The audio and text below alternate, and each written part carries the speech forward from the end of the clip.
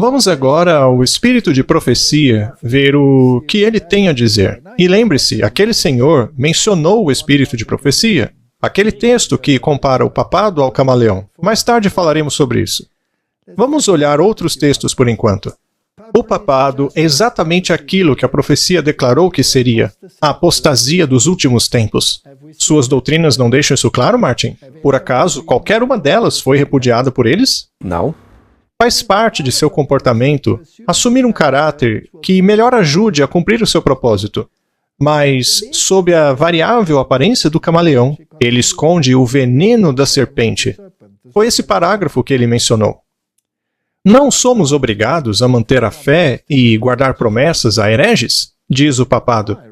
Ora, mas ele pode até mentir, não é? Afinal, ele não disse coisas lá no avião para o repórter que no fim não valeram de nada? Deveria então esse poder, que por 1000 anos escreveu os seus registros com o sangue dos santos, ser reconhecido como parte da Igreja de Cristo? Direto ao ponto, né? A Igreja que se apega à palavra de Deus está irremediavelmente separada de Roma. No passado, os protestantes se afastaram dessa Igreja apóstata, porém têm se aproximado dela cada vez mais, seguindo por um caminho de reconciliação com a Igreja de Roma.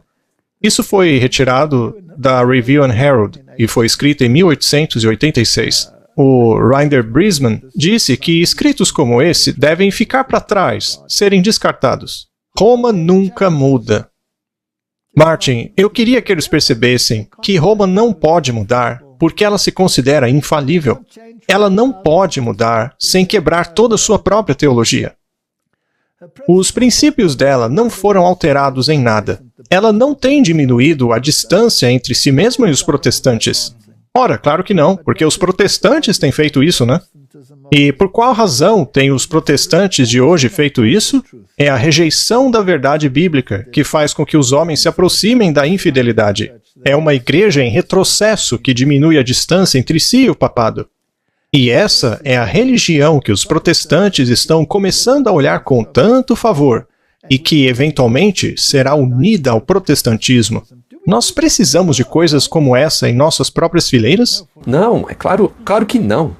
Se...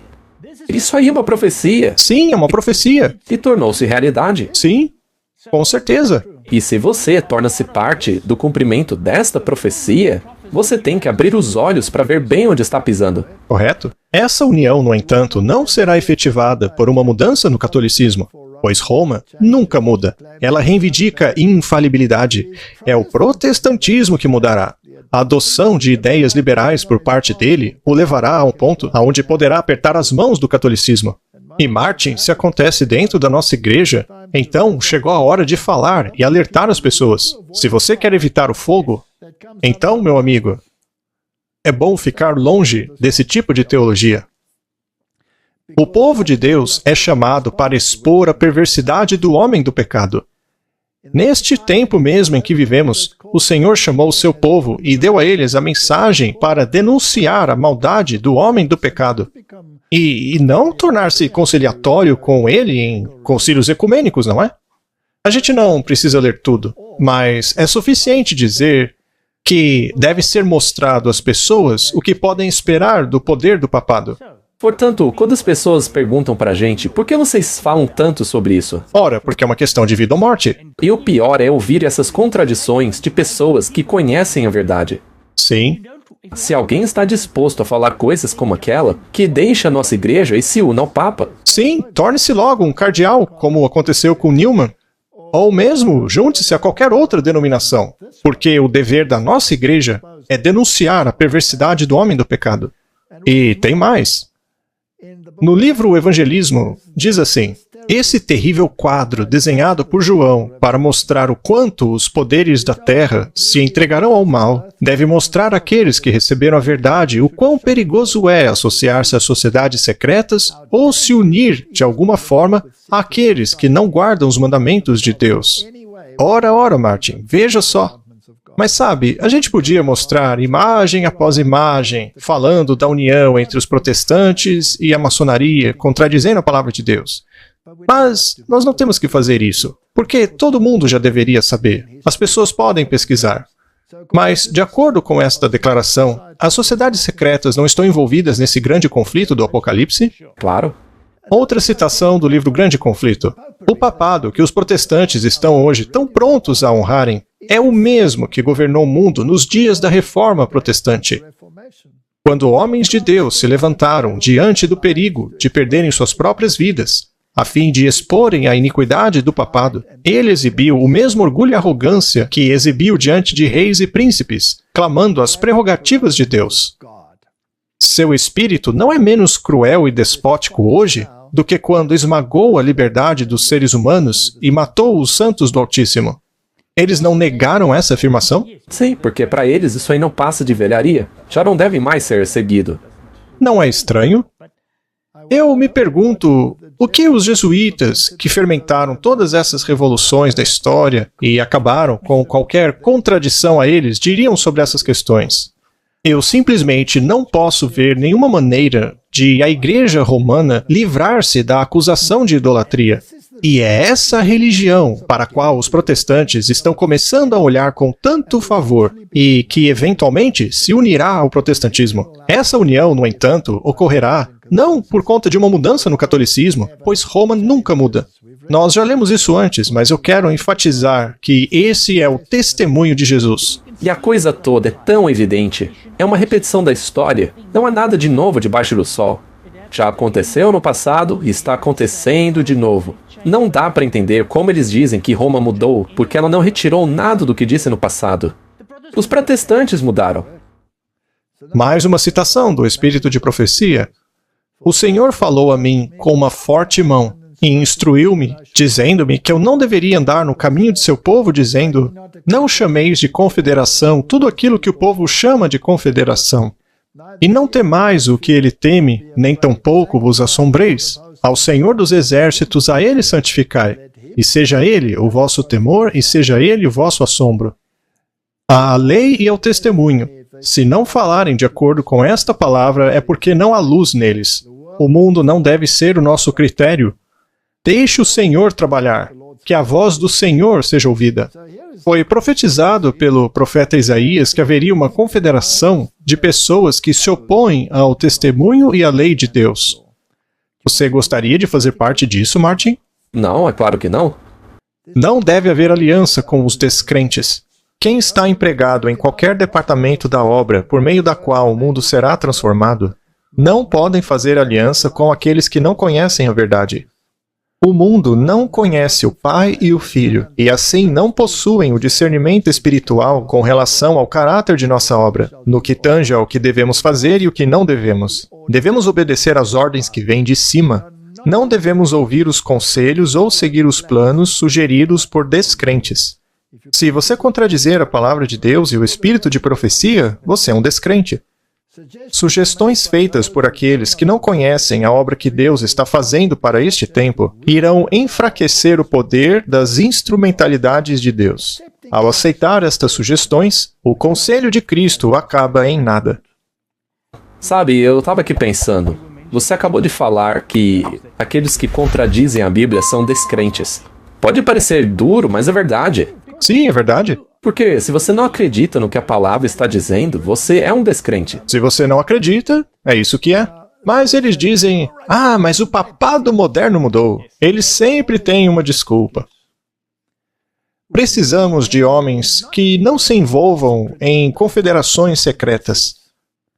Precisamos tomar muito cuidado, Martin. Precisamos ser homens fiéis ao dever, seja agradável ou desagradável. Homens que não se desviem do dever e do princípio por absolutamente nada. Se a palavra diz que é assim, então é assim que você ficará.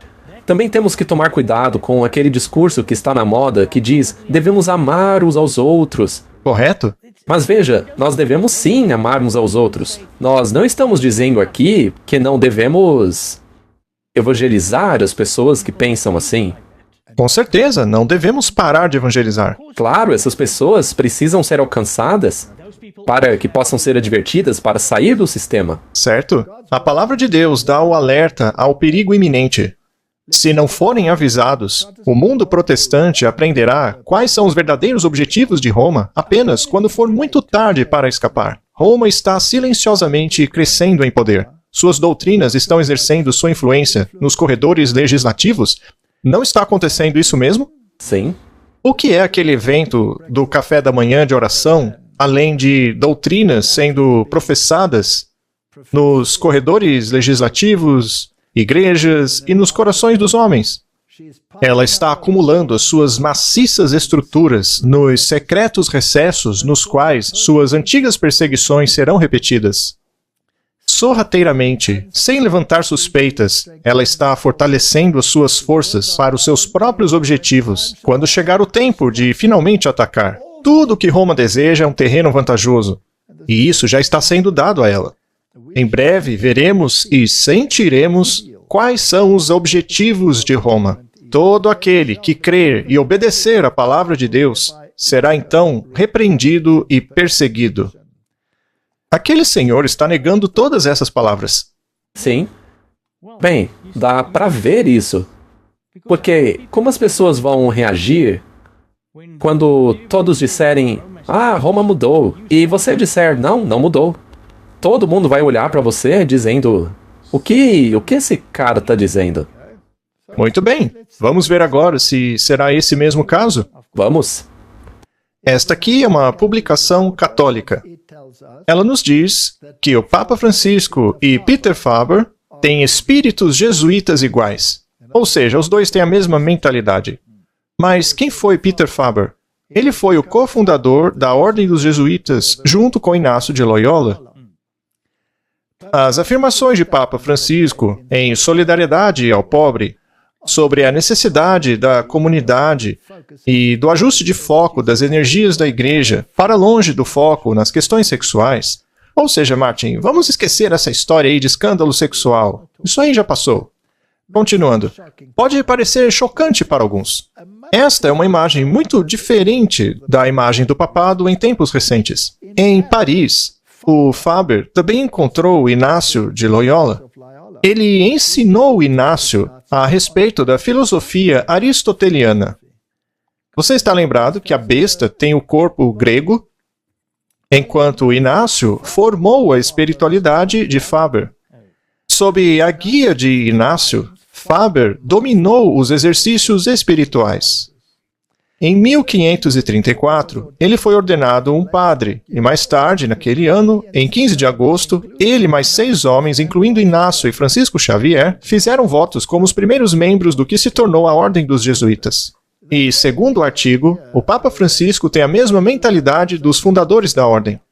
Curioso é que essas pessoas aí foram instruídas a destruir o protestantismo, mesmo por meio de assassinato e tortura em suas inquisições. E, segundo o artigo, o Papa Francisco tem esse espírito.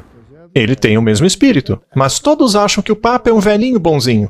Bem, vamos perguntar aos jesuítas de hoje como devemos entender o papado. Esse é professor de teologia moral, Richard M. Gula. Ele diz que a lei natural é central à teologia moral da Igreja Católica. É o tipo de raciocínio que a fé informa. Talvez a maior característica da moralidade tradicional católica é a de que a Igreja pode ensinar uma moralidade que é aplicável sempre, em toda parte e para todo mundo, uma vez que se baseia na lei natural como base do seu ensino. Isso é filosofia grega.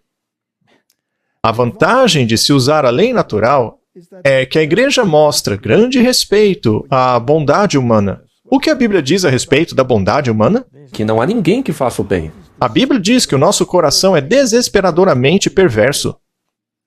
Sendo assim, Martin, nós precisamos de uma moralidade externa a nós, uma moralidade imputada, e não uma vinda de um homem como Papa.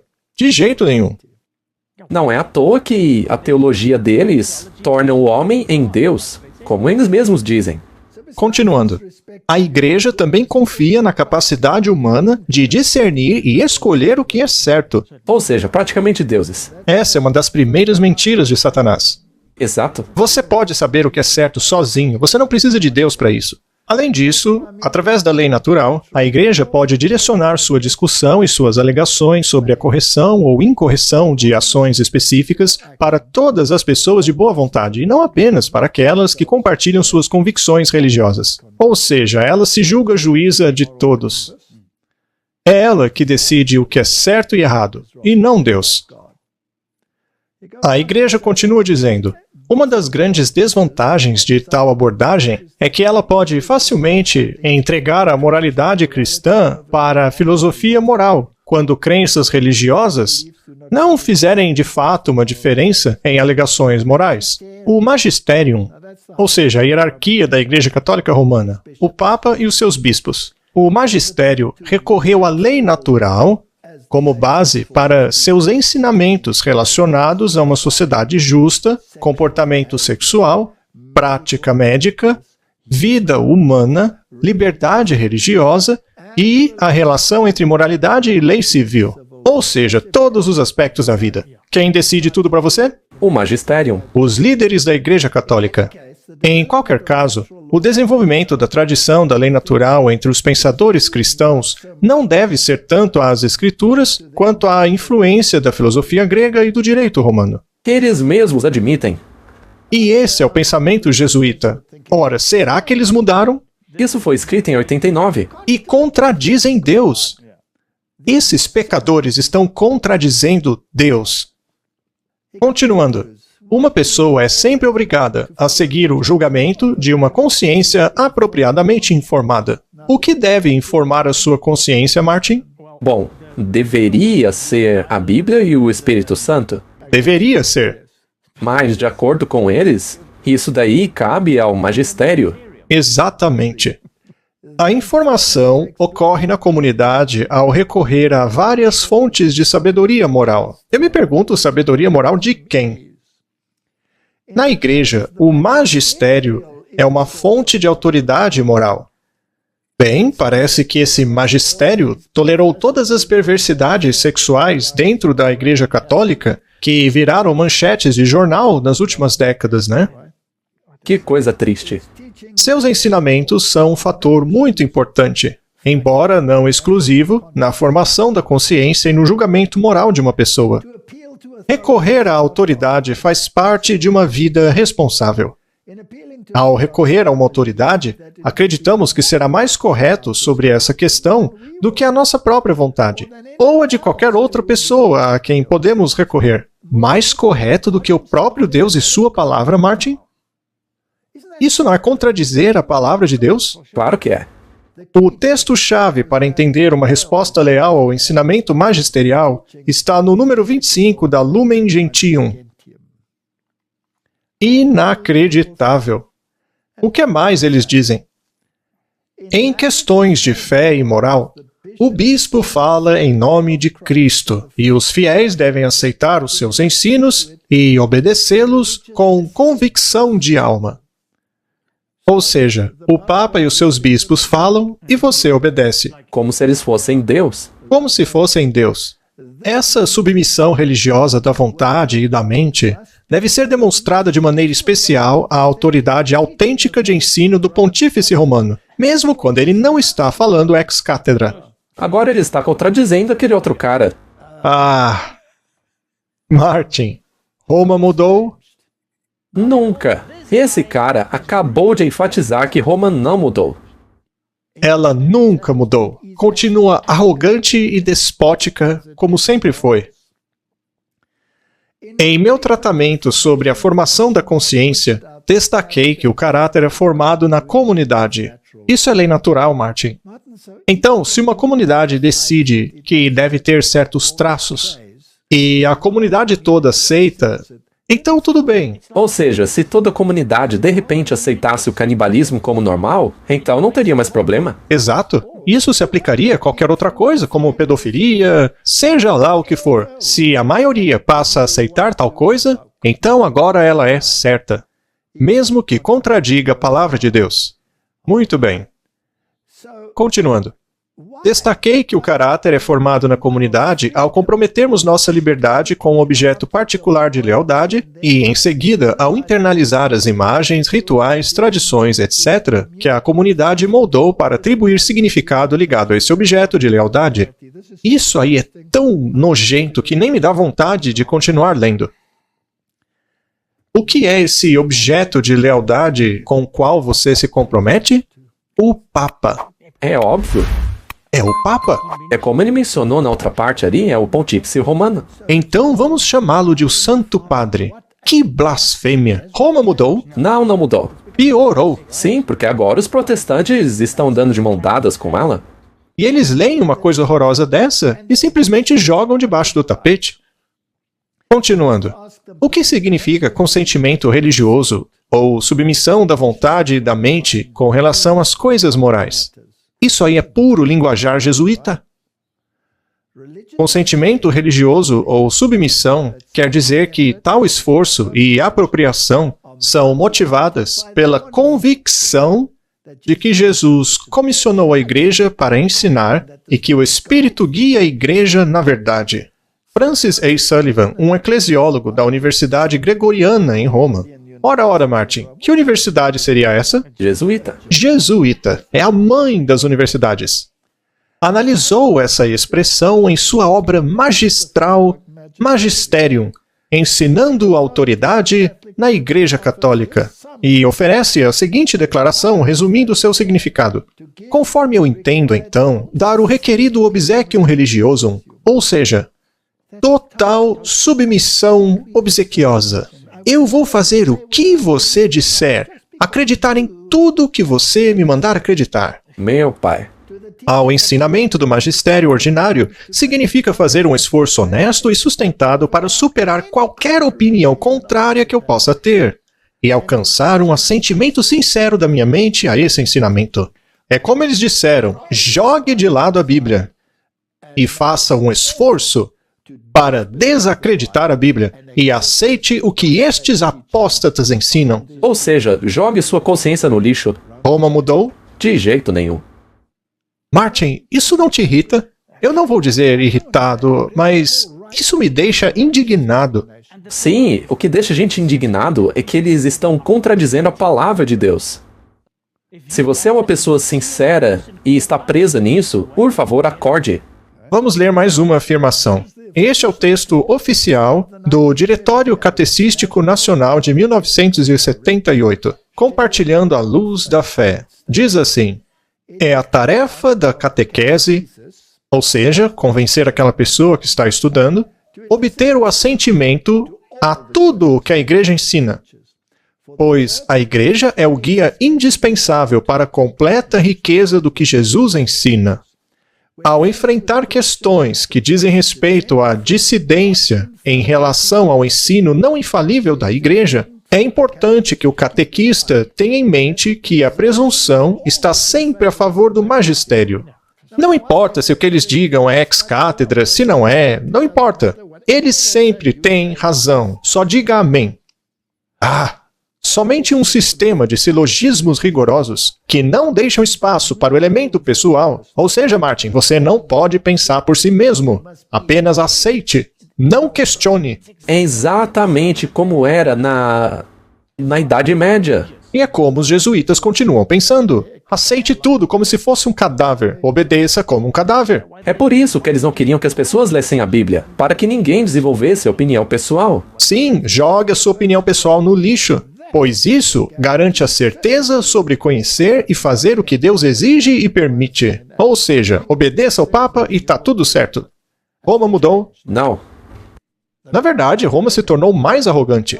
Vamos agora ao Segundo Concílio do Vaticano. Afinal, é por causa deste concílio que os nossos ilustres teólogos dizem que Roma mudou, não é?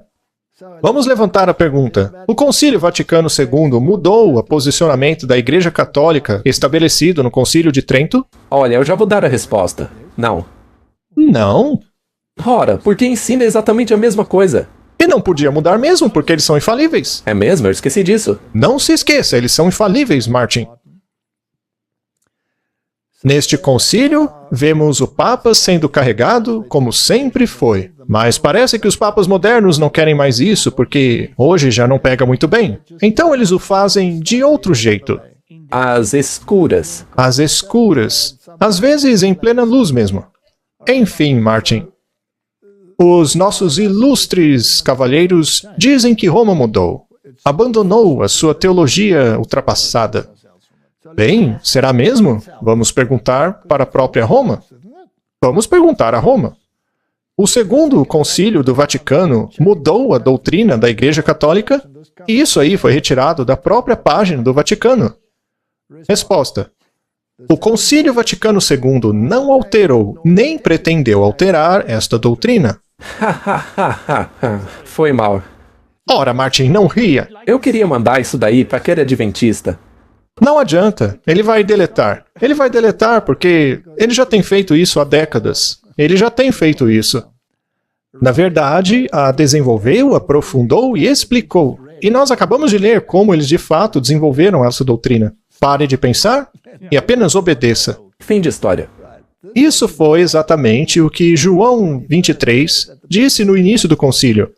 O Papa Paulo VI afirmou isso e comentou no ato de promulgar a Constituição Lumen Gentium, que acabamos de mostrar aqui, inclusive. Não há melhor comentário a fazer do que dizer que esta promulgação realmente não altera nada da doutrina tradicional. Martin, não dá para ser mais claro que isso. Ou aqueles senhores não sabem ler, ou ignoram isso de propósito.